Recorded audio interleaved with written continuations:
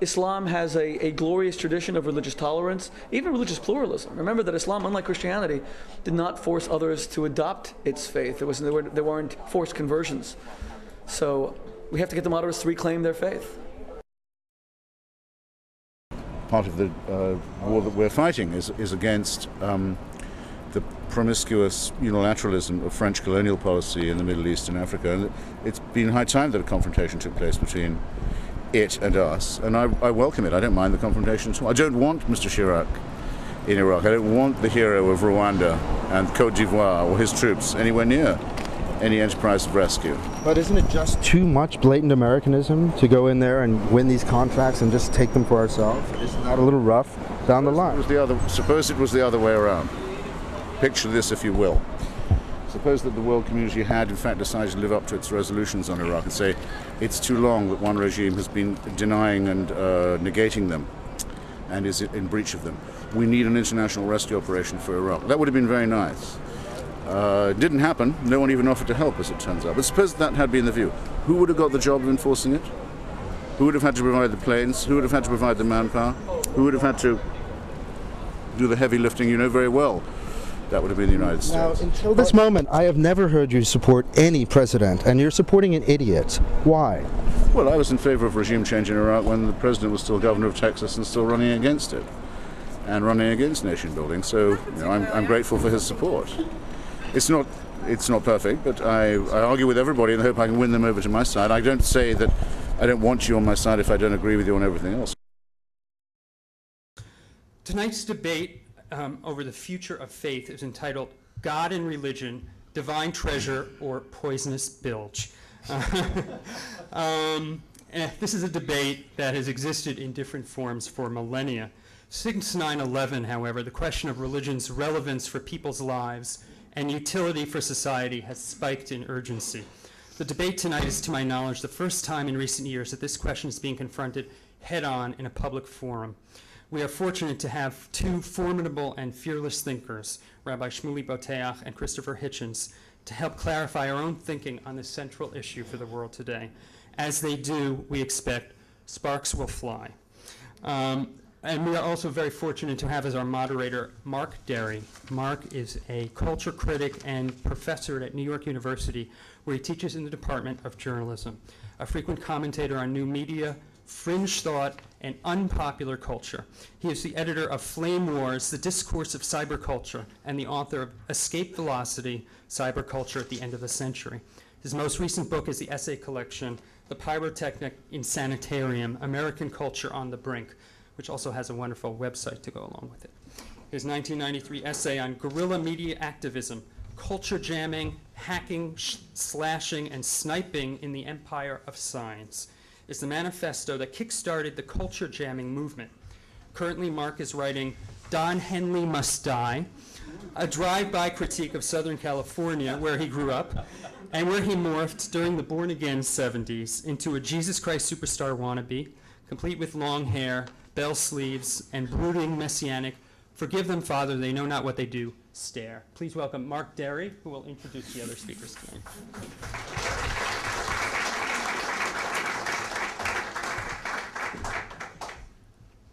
When Alabama's Chief Justice, the Ten Commandments judge Roy Moore, appeared before a special court to face ethics charges last November, the New York Times reporter covering the rally outside the courthouse described supporters blowing ram's horns and a strapping dude in a combat helmet and flak jacket ready to wage war for God, unquote.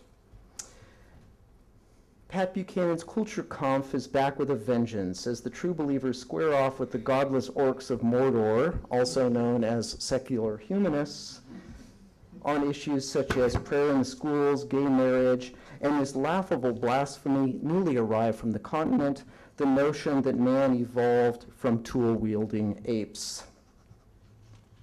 Of course, America holds no copyright on fervent belief, as the rise of Islamic fundamentalism makes thumpingly obvious. So the question is, why now?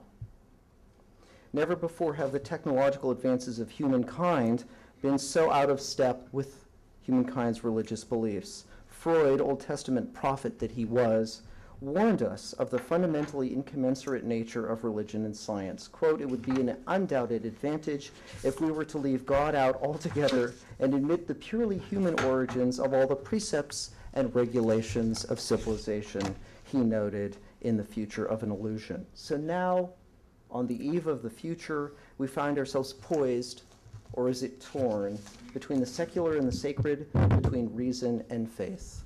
Which shall win? We may not decide that question tonight, but at the very least, it should be highly stimulating and highly entertaining. We have two discussants who are able foemen.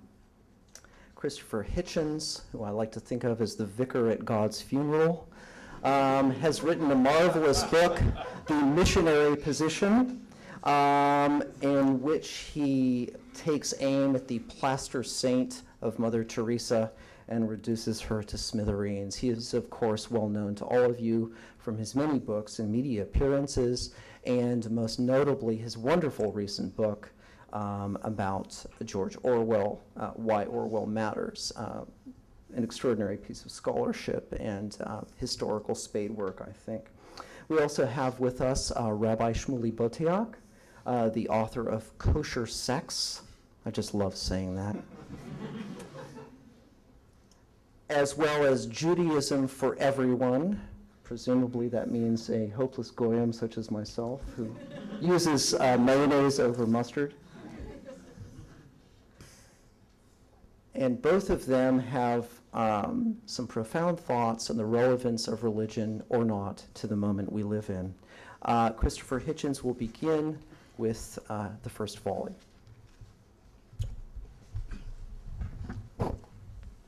Thank you, Mr. Chairman. Perhaps suspiciously terse, but delightful introduction.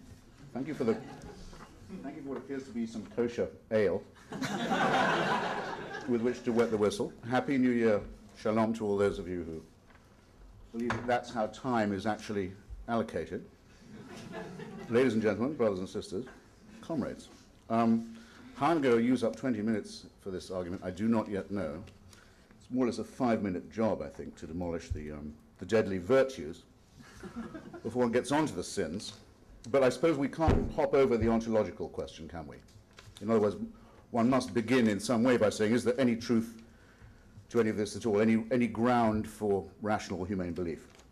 There's some well-known objections to this, which I won't pain you by over-rehearsing, but all arguments for the existence of God, certainly for a God who has an ethical property, but for a God at all, I must add and stipulate, is essentially arguments from design. There appears to be some sort of order to the universe.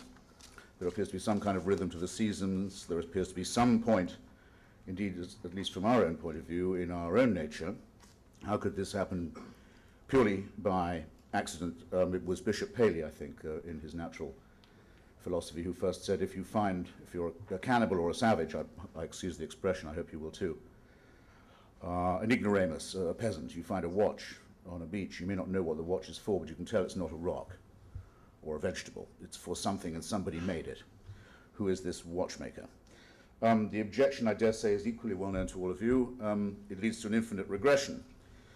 Who designed the watchmaker then? And who designed the watchmaker's watchmaker? It gets you actually nowhere at all. Even if you do believe it, it will only take you further back into what is mysterious, and I'm going to stress this point more than once, I think, what is essentially unknowable about the cosmos and the origin not just of species and of life, but of matter itself. And in this journey, this search for the infinite regression, for the watchmaker's watchmaker, the origins of watchmaking and watchmakers, we are, I think, permanently in danger of surrendering to our own solipsism. How can anything, in other words, that leads to ourselves, our wonderful selves, be pointless or random? How can that be? The resistance to this has taken many forms. It used to take a resistance to the form of the simple proposition that the sun revolves around the earth instead of the other way around.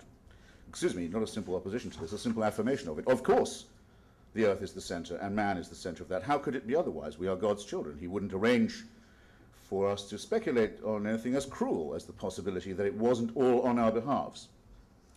But increasingly, we aren't even in the lucky position of those who condemned and threatened to torture Galileo. We don't even have an idea of who this watchmaker might be.